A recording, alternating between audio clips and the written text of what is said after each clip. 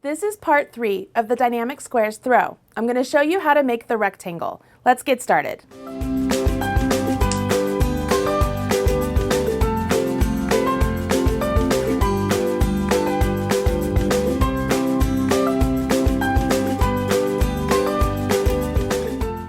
It's time to make the rectangle for the Dynamic Squares throw. You're going to make 24 of these. Look down here, I'm going to get you started. We're going to begin with a slip knot. Place the tail of the yarn into the palm of your hand. Wrap the working yarn around your forefinger and middle finger. When you come back up, cross over. Rotate your hand over, go underneath the front loop, grab the back loop, and off, and you have a slip knot. You're going to place that slip knot directly onto your hook, and you're going to chain 4. Once you've chained 4 stitches, you're going to put a slip stitch, or you're going to join with the slip stitch into the first chain. So go into the very first chain, yarn over, pull through both of those, and we've created a ring. Now we're going to begin row 1. You start off by chaining 3 stitches. 1, 2, 3. And that's going to count as a double crochet now and throughout. So I'm going to grab my stitch marker and I'm going to place it into the 3rd chain I just created. Once we've done that, we're going to do 2 double crochets into the ring. So into the full space we've just created with our chain 4s. We're going to create 2 double crochets. This next section we repeat twice. We chain 2 and do 3 double crochets. 1, 2, 3. We do that one more time. So chain 2 and 3 double crochets. 2, 3, and turn. Now we're going to begin row 2. We start off with the chain 3, which counts as a stitch. So we're also going to grab another stitch marker and place it into the 3rd chain of our turning chain. Now we're going to do a back post double crochet around the next double crochet. So I yarn over my hook, come behind my work, stick my hook into the right side of the work, around the post of that stitch, and out the left side. If I flip it over, it looks like that.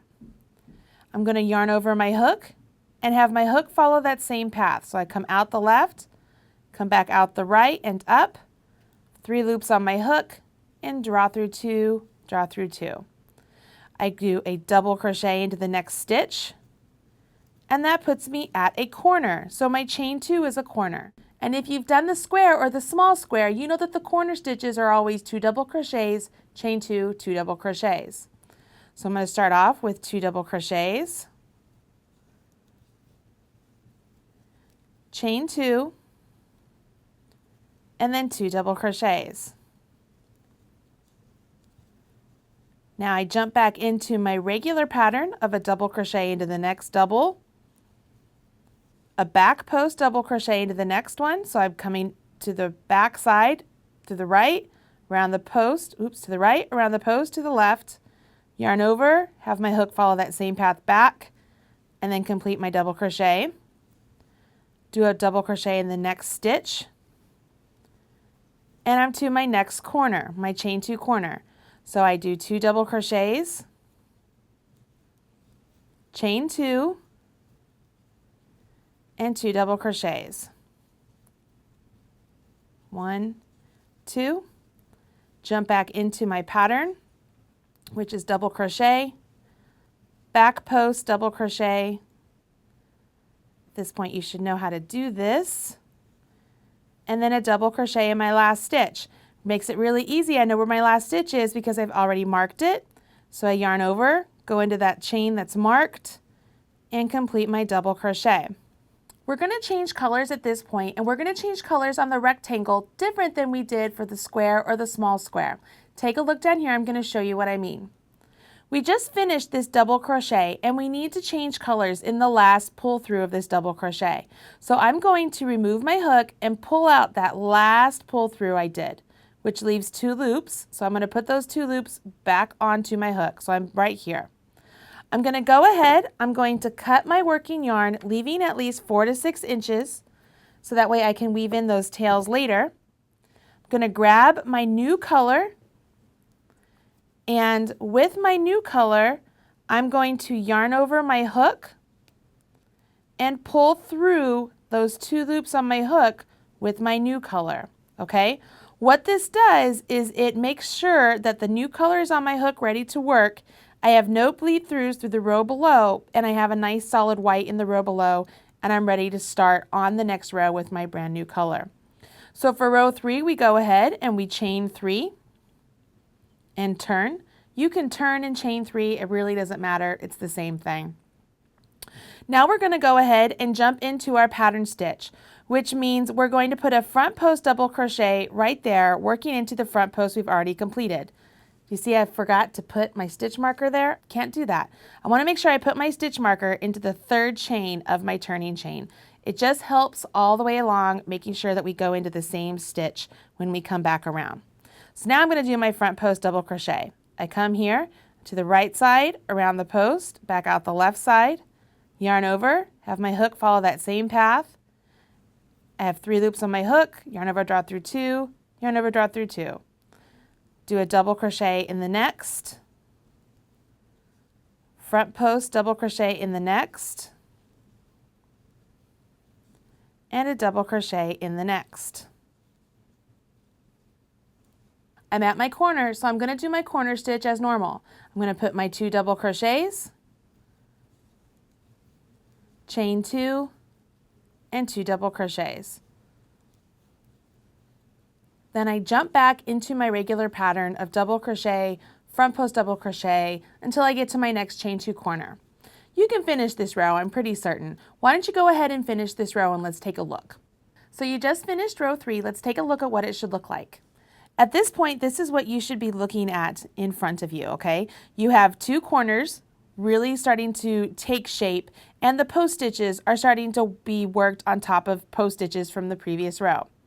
Let's go ahead and do row 4 so that you can see how to do a back post stitch one more time.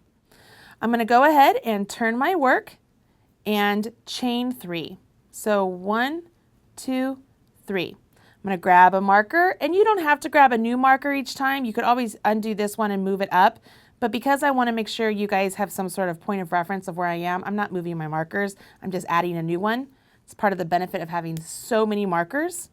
So I've added my marker, and I'm going to go ahead and jump into pattern, which says I do a back post double crochet, which even if I wasn't looking at my pattern, I know that that's a back post double crochet because you can see those post stitches are really starting to take shape, and I want them to actually pop on this side. So I've got to do a back post. So I'm yarning over my hook, go into the right side of that post, go around it to the left side, yarn over, follow that same path, and up. I have 3 loops on my hook, and I complete it just like a normal double crochet. Do a double crochet in the next stitch, and do a back post one more time.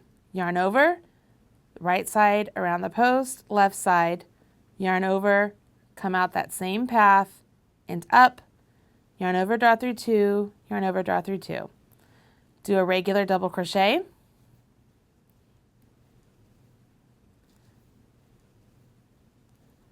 and then do a back post double crochet again, and a regular double crochet. You can see now I'm back to my corner where I'm going to do 2 double crochets, chain 2, 2 double crochets. I'm going to go ahead after this and repeat my pattern, doing my double crochets, back post double crochets, till I get to the next chain 2, do my corner, and then finish off the pattern to the end. What's really great is this is just a repeat of the exact same row. Essentially, we're just changing colors at the end of this row to our next color sequence. So I'm going to go ahead and get to the end of this row and show you how to change colors one more time. I'm at the end of this row, and I'm going to go ahead and do my double crochet into my marked stitch. But instead of yarning over and pulling through the second time, I'm going to pause at this point. I'm going to go ahead, I'm going to cut my yarn, leaving at least 4 to 6 inches always. I'm going to grab my new color, I'm going to change to. And at this point, instead of yarning over with my old color, I'm going to yarn over with my new color. And what that will do is when I pull that through those 2 loops on my hook, It leaves the new color on my hook and my old color is undisturbed underneath.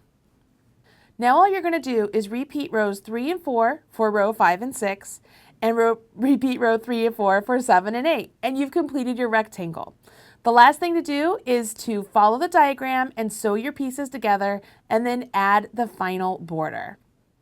You finished the rectangle and hopefully by this point the large square and the small squares. Now it's time to assemble and finish them up. Let's do that next.